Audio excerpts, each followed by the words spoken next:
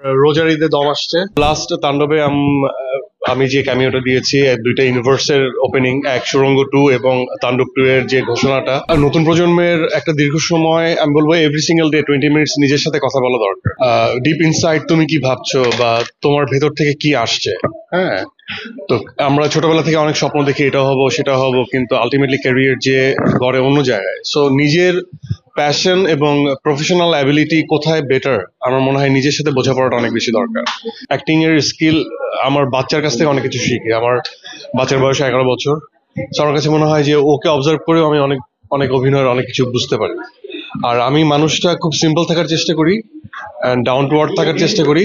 অনেকে ভাবে অ্যারোগেন্ট বা স্নবিশ, অনেক কিছু ভাবতে পারে, বাট আমি আসলে খুবই ডাউন টু আর্থ থাকার চেষ্টা করি, খুব সিম্পল থাকার চেষ্টা করি। এবং আমার এটা হৃদয়ের মধ্যেই আছে যে আমি ওই রিক্সা চালকের সাথে কথা বলি, এখনো টাউন সার্ভিস মানে আমাদের বাসে উঠি, উবারে উঠি, টং দোকানে বসে চা খাই।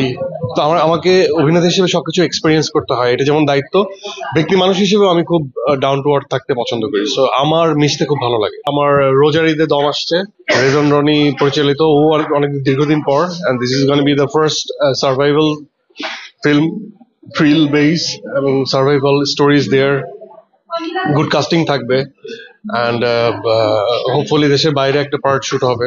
খুবই রিয়েলিস্টিক অ্যাপ্রোচে তৈরি করা এবং একটু ট্রু বেসকে মাথায় রেখে করা, true based story inspired by true story. So এটার জন্য আমার 2 মাসের একটা প্রিপারেশনেরও ব্যাপার আছে। So I am really looking for that work.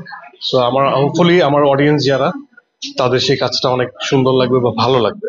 Last তাণ্ডবে আমি যে ক্যামিওটা দিয়েছি দুইটা ইউনিভার্সের ওপেনিং, এক সুড়ঙ্গ 2 এবং তাণ্ডব 2 এর যে ঘোষণাটা সুড়ঙ্গ মাসুদের ক্যারেক্টারের মাধ্যমে আসছে, কারণ ও ইন করার পরে এই ইউনিভার্সটা মানে অন হয়।